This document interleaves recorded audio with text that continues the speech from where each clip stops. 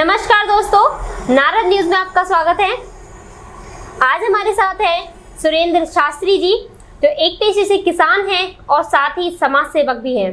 और आपने हमेशा देखा होगा, उन्होंने हमेशा अन्याय के खिलाफ आवाज उठाई है।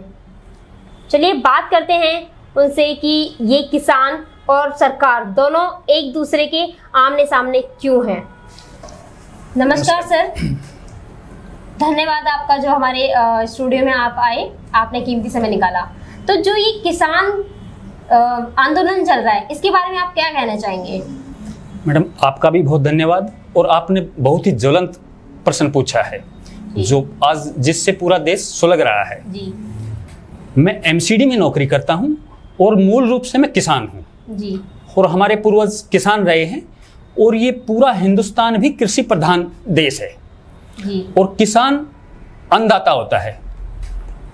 जो ये विधेयक, कृषि विधेयक पास हुआ है, मैं तो अचंभित हूं कि सरकार कह रही है कि ये विधेयक किसानों के लिए है, फिर भी किसान विरोध क्यों कर रहे हैं? जी अगर आप यही जानना चाहते हैं कि आप लोग इसके विरोध में क्यों खड़े हैं, गतिरोध क्यों है? मैडम, अगर इस विधेयक की गहराई में जाएंगे तो ये किसानों के लिए नहीं है, ये किसानों का सत्यानाश करने वाला है। सरकार तो कह रही है आपके हित के लिए है, तो सत्यानाश कैसे हुआ? इसमें हित की कोई भी बात नहीं है। आपने पहले कहानियां सुनी होगी सूदखोरों की, जैसे प्राइवेट लोगों से, सेठों से लोग किसान पैसा लेते थे और उनके ब्याज में वो दब जाते थे, उनकी पीढ़ी दर उनको चुकाती रहती थी और वो गुलाम के रूप में अपना जीवन व्यतीत करते थे। तो इससे तो फायदा है ना, जो आपका मतलब कि जो बिल पास हुआ है उससे तो आप लोगों को फायदा है, जैसे कि जो प्राइवेट सेक्टर है आपकी मदद करेंगे। मैडम, प्राइवेट सेक्टर किसी का फायदा कैसे कर सकता है? कोई आएगा तो अपने फायदे के लिए आएगा ना। आप प्राइवेट सेक्टर में सबसे पहले देखें तो रिलायंस आई थी। रिलायंस ने फोन फ्री में बांट दिए, बहुत मतलब इनकमिंग भी नहीं थी, सब कुछ नहीं थी। वो तो एक लुभाने का, अपनी जकड़ में लेने का एक तरीका था। हर प्राइवेट प्लेयर ऐसे ही करता है। अब आप तेल के क्षेत्र में देखें, तेल के क्षेत्र में रिलायंस है, अडानी वगैरह हैं।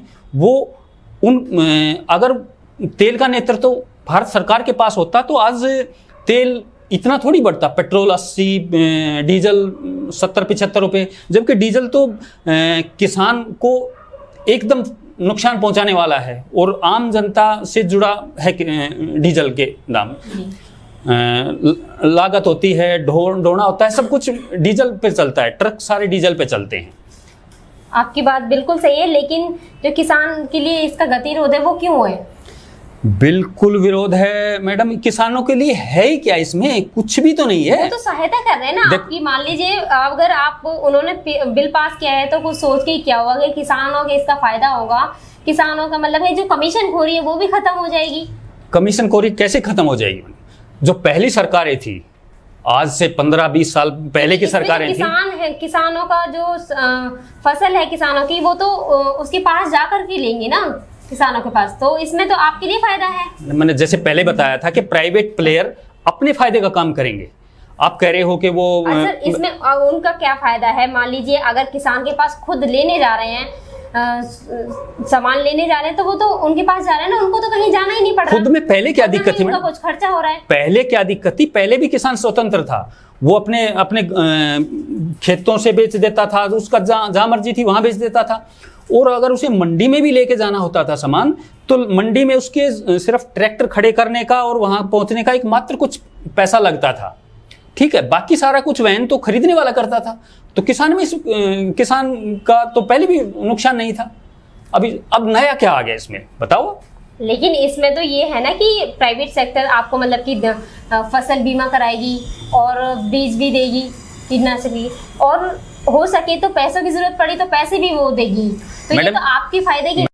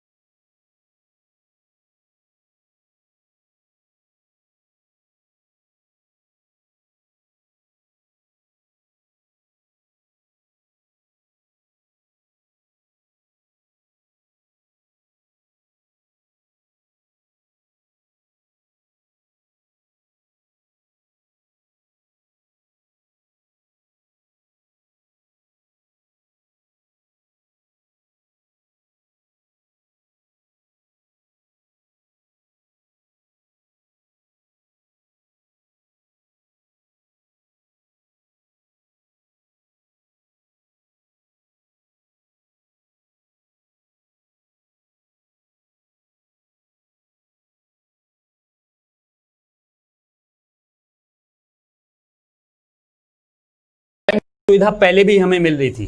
FCI है, पूरा हरियाणा पंजाब सभी का गेहूं खरीदता था। और FCI तो क्योंकि सरकारी संस्था थी, वो तो न्यूनतम मूल्यों पर भी जो है ना किसान का माल खरीदती थी। अब प्राइवेट सेक्टर न्यूनतम में क्यों खरीदेगा? मान लो अच्छी फसल को तो वो खरीद लेंगे। अब बारिश नहीं हुई या किसी तरह किसान की फसल बर्बाद होगी या बहुत मतलब वो हुई, कम हुई या निम्न स्तर की हुई, तो उसे प्राइवेट क्यों खरीदेगा? बल्कि प्राइवेट सेक्टर तो बहाने बनाएगा अच्छी फसल खरीदने के लिए भी कि भाई ये फसल नहीं अच्छी नहीं है, इसका इतना मूल्य नहीं मिलेगा। मतलब वो किसानों पर ही दबाव डालेगा। सर ऐसे कैसे दबाव पड़ेगा? सरकार भी तो है, सरकार नहीं है क्या? मैडम आप देखेंगे, क्या सरकार डीजल पेट्रोल में नहीं थी? डीजल पेट्रोल के दाम आज विश्व स्तर पे आप देखें तो बहुत कम है, जबकि हिंदुस्तान में प्राइवेट प्लेयरों के पास है पेट्रोल 80 है, डीजल 70-75 है, क्योंकि वो तो उनका तो अपना बेनिफिट है ना। अब आप रेलवे को ही देख लीजिए, रेलवे को प्राइवेट किया, तेजस चलाई, तो तेजस उसमें सरकार का कैसे फायदा, मतलब प्राइवेट सेक्टर का कैसे फायदा? लोगों को भी तो फायदा है, क्योंकि पेट्रोल सस्ता मिल रहा है ना, तो लोग भरवाने जा रहे हैं। सस्ता मिल रहा है तो भाई दुनिया जानती है कि भाई चीज सस्ती मिले और हम ले लें इसे स्टॉक में, तो उन पब्लिक के लिए सस्ता कहाँ है? पेट्रोल डीजल 80 रुपए, जबकि उसका जो है ना किसी अन्य देशों में देखोगे तो इसका आधे से भी कम है। और सबसे बड़ी बात आपको मैं बताऊं कि प्राइवेट प्लेयरों के पास था, प्राइवेट प्लेयरों ने सरकार पर दबाव बनाया। अब कोरोना क्यों ज़्यादा फैला? आप अप्रैल के महीने में अगर आप देखेंगे तो सरकार ने लॉकडाउन में ढील दे दी। कोरोना तो ये जो किसान आंदोलन कर रहे हैं इसकी वजह से भी फैल रहा है, इसकी वजह से भी कोरोना फैल ये तो एक बहाना है। मैं पहले आपको उसका बता देता हूं कि कोरोना ज़्यादा क्यों फैला।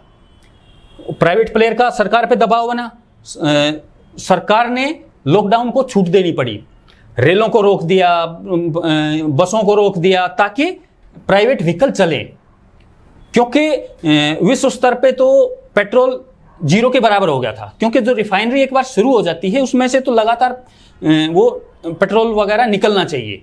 अब उनका निकलना बंद हो गया था, तो उन्होंने तो जहाँ से तेल निकलता है उन देशों ने कहा कि हम आप फ्री बराबर ले जाओ, कम ले जाओ, ठीक है। लेकिन इनका नुकसान हो रहा था, तो सरकार ने लॉकडाउन अप्रैल में खोल दिया, तो सभी प्राइवेट व्हीकल निकल गए। पूरे देश में जो है ना कोरोना इस कारण फैल गया। ये प्राइवेट कारण ही तो हुआ ना जी। तो जरूरी है कि आप मानते हैं ही, मतलब कि सरकार ने अप्रैल में लॉकडाउन खोला था, उसकी वजह से कोरोना बढ़ा?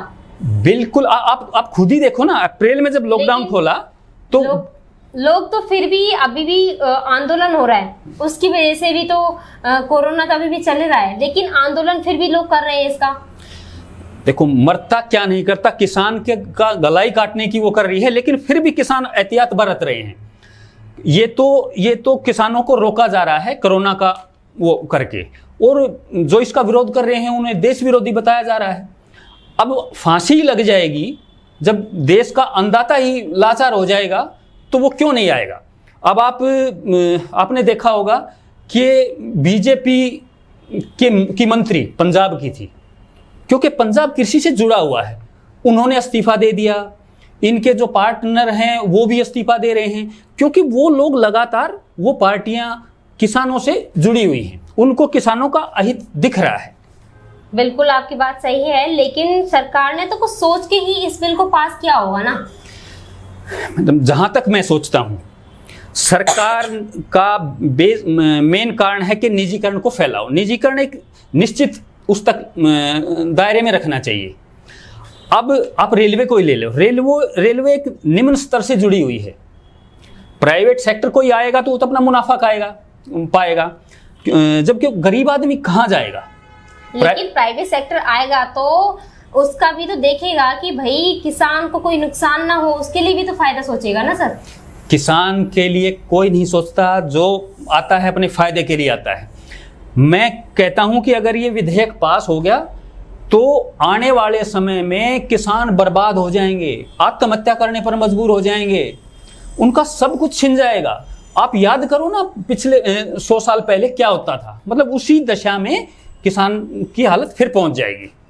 जबकि पिछली सरकारों ने किसानों के लिए बहुत कुछ किया है।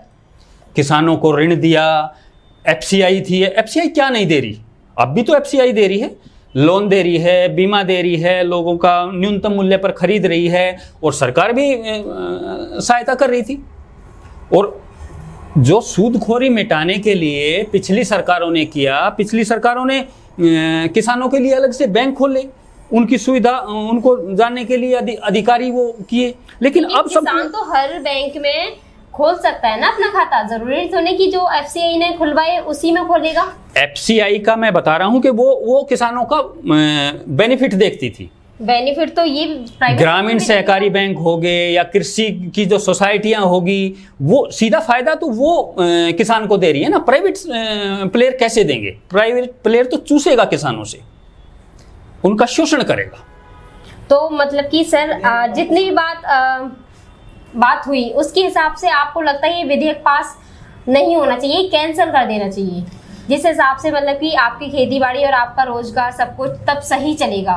अब ये चाहते जो कि सुविधा पहले से थी और इस विधेयक में कुछ ऐसा खास नहीं है, आपका ये मानना है? बिल्कुल भी कुछ नहीं है मैडम इसमें।